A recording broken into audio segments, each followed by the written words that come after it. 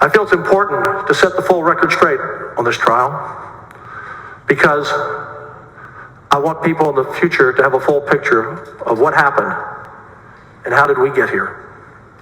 I've spent most of the last 90 days, as many of you have, preparing for this trial. I've issued over 240 subpoenas.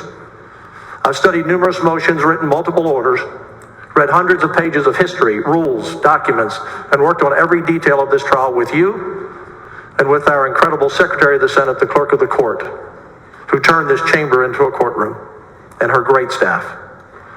I have had a total view of this process from the very first day the House sent over the articles of impeachment to us in May. With all due respect to the House,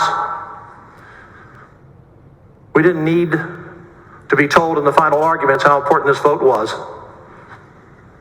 I believe the quote was, "This will, if you're like me, be the hardest and most difficult and the heaviest vote that you will ever cast in your time in the legislature.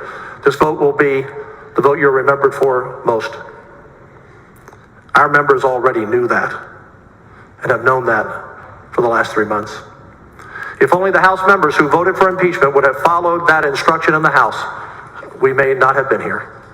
In the House, the vote to send the articles of impeachment against the Attorney General to the Senate happened in only a few days, with virtually no time for 150 members to even study the articles. The Speaker and his team rammed through the first impeachment of a statewide official in Texas in over 100 years, while paying no attention to the precedent that the House set in every other impeachment before. In the past, the House had transparent and open investigations for all to see, including other House members. The target of the investigation was notified and invited to attend with counsel and given an opportunity to cross-examine witnesses that were placed under oath before testimony was taken. At the conclusion of past House investigations, the evidence was laid out for weeks for House members to evaluate, not hours, before they took their vote on articles of impeachment. Representative John Smithee, a longtime House member who has argued cases before the Texas Supreme Court, spoke on the House floor during impeachment vote in May. He was one of only 23 who voted against impeachment. Representative Smithee said the House could not legitimately impeach General Paxton on the record because there was no record to send to the Senate. He said the House was not following the rule of law. He said the House approach, and I quote, Representative Smithee, "Hang them now and judge them later." Confirming this, Representative Murr, the chair of the House Investigating Committee, said on the House floor, "The House is not the body that does the fact-finding. The fact-finding occurs in the Senate, and the oath for any witnesses would occur there." Well, that's just not true. As Representative Smithee said, that's exactly what they did in 1917. He said the last House impeachment of a statewide official in 1917 was Governor Ferguson. John Smithee said it was conducted like a full trial before the House sent it to the Senate. Witnesses were put under oath and cross-examined by the defendant. He said this time no House witnesses were put under oath, and the defendant was denied the right to cross-examine. Representative Smithee told his fellow members the House process was indefensible. Representative Smithee said the House did not follow the rules of evidence, and their case was based on triple hearsay that would never be allowed in court. I think Representative Smithee's speech was one of the most honest and courageous speeches I've ever heard of in the House. And if you want to watch it online, go to YouTube. Look up John Smithee, that's S-M-I-T-H-E-E, his floor speech on the Paxton impeachment. It's an amazing, courageous speech to give when he knew he was only one of 23 not voting for impeachment. In the next regular session, we should amend the Constitution on the issue of impeachment as currently written that allowed this flawed process to happen. Any testimony given in a House impeachment investigation must be given under oath, and the target of that impeachment must be allowed to present with a lawyer to cross-examine the witnesses. Otherwise, people can say anything they want without any accountability or need to be truthful because there is no threat of perjury.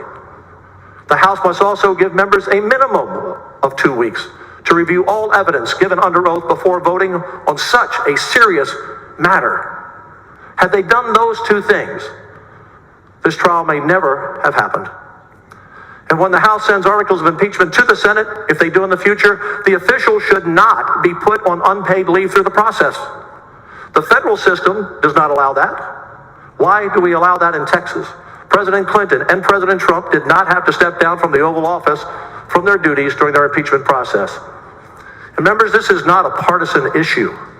We owe it to future legislatures to make these changes so that no future official impeached by the House, whether Republican, Democrat, or Independent, is subject to the way this impeachment process occurred in the House this year.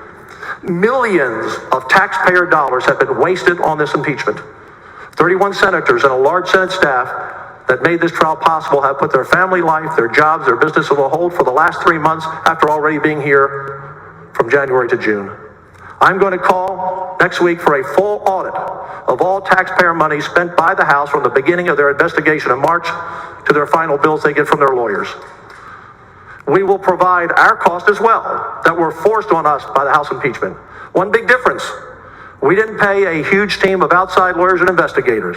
We did it mostly with our own staff, working endless hours with no extra pay. As Representative Smithy said, this is not the way it has happened in the past in the House.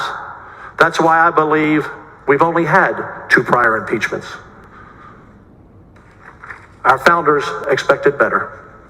It should have never happened this year, and hopefully it doesn't again, unless we address this in the Constitution. And finally, members, may God continue to bless the greatest place God ever created on earth, the place we call Texas. We are the envy of the world. We are the America that all America used to be, and that's why people move here from every state in the Union by the hundreds of thousands every year. Members, each of you took an oath on the Sam Houston Bible on the first day of this trial. And I know no matter how you voted, you lived up to that oath and how you saw the evidence. I thank you again for the professionalism you demonstrated every day for the last 3 months. I'm honored and I'm proud to serve with you as Lieutenant Governor. Members, a judgment of acquittal or dismissal on all charges of impeachment satisfies Texas Constitution Article 15, Section 5. I will now sign the final judgment.